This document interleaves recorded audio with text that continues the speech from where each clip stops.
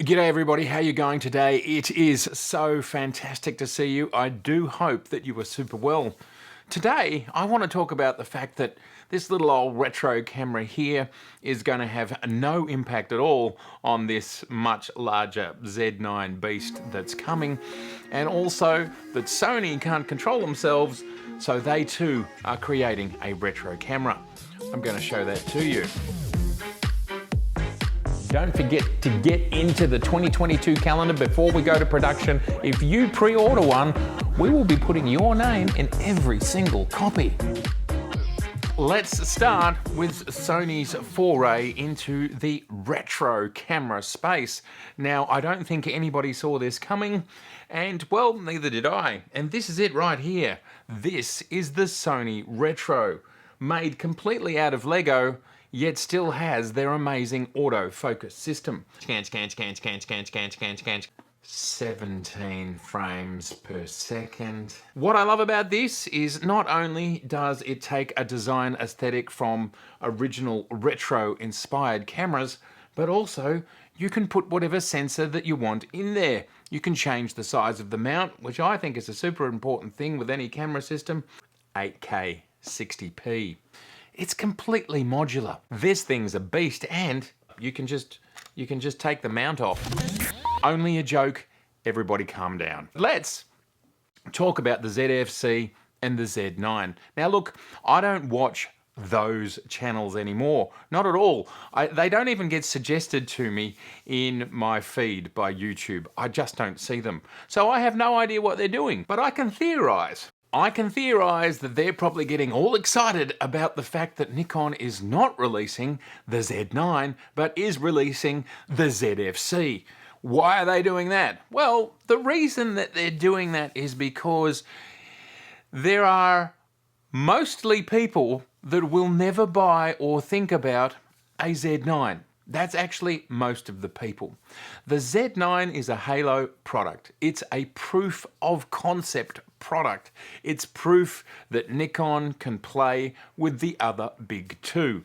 Now, of course, it's a super useful camera to those that want it, and there is probably something in the vicinity of 100,000 photographers around the world. They're photojournalists, they're journalists, they're sports photographers, they're action and wildlife photographers. They're just general photographers as well, general commercial photographers who can afford this sort of thing. It's nothing, it's a day or two's work. They just buy it, they're done, they have it. So there are thousands and thousands of people who will love a Z9, and it'll also prove to the world that Nikon's still got what it takes.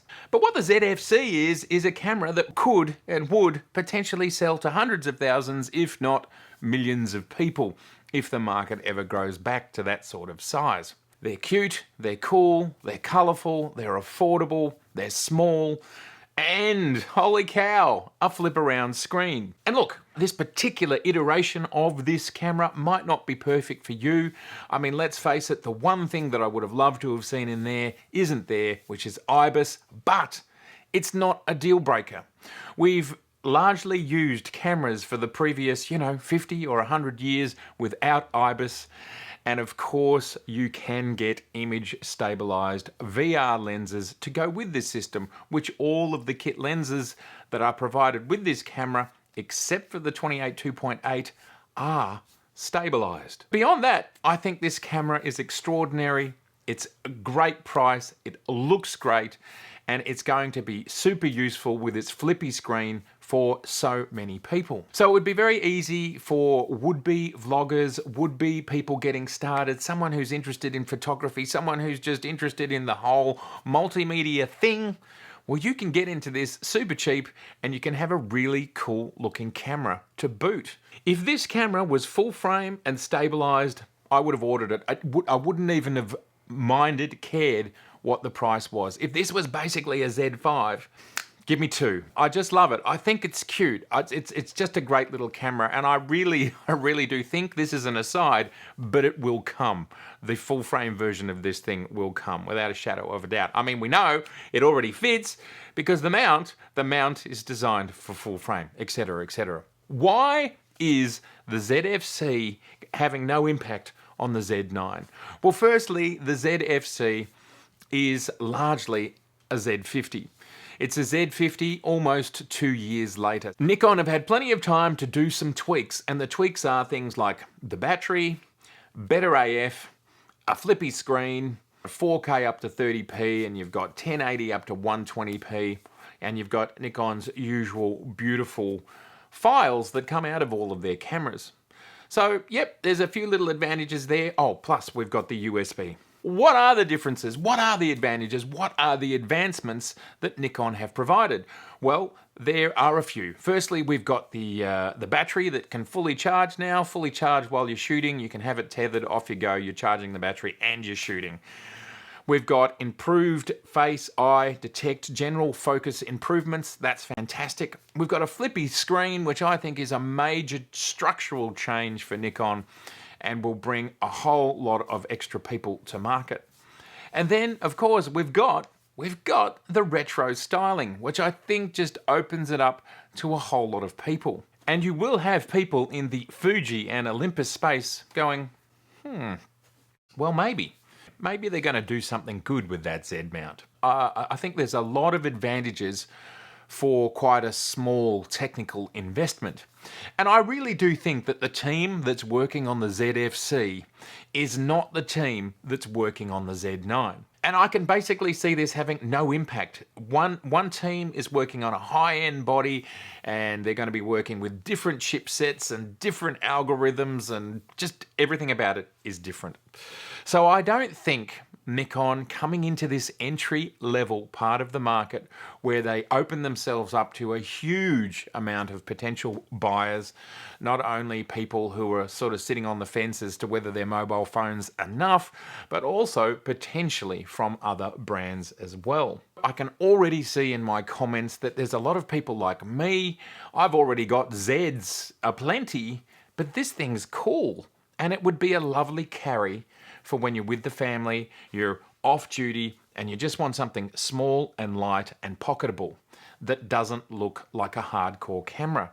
So that means people like me, and I don't know, maybe I'm seeing something like 10% of the people in the comments going, this is going to be my second or third Z, because it's that cool. I don't think there's any disadvantages for Nikon having created this camera.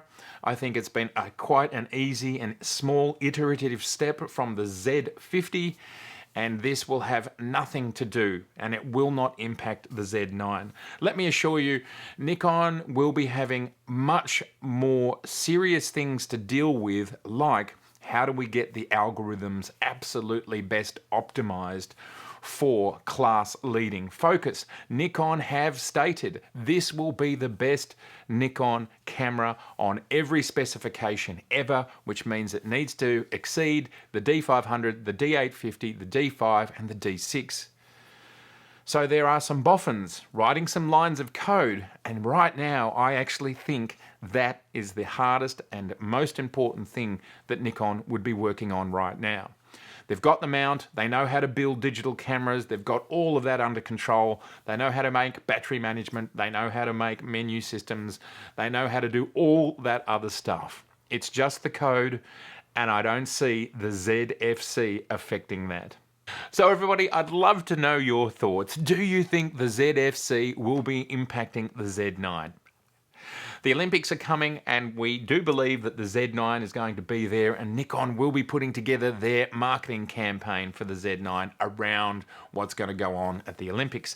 That's so close that these cameras have basically got to be at alpha, if not beta stage of where they're up to, very close to finished.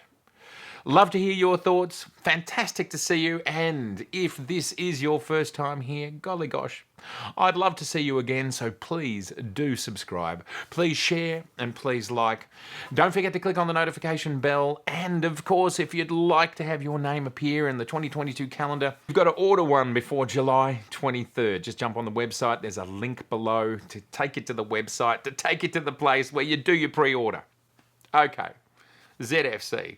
It's a good thing. I like it. It's just, it's making me happy. That this pink one, I wouldn't personally buy it, but I love it. It's happiness. We need happiness. Thanks, Nikon, for just bringing some joy.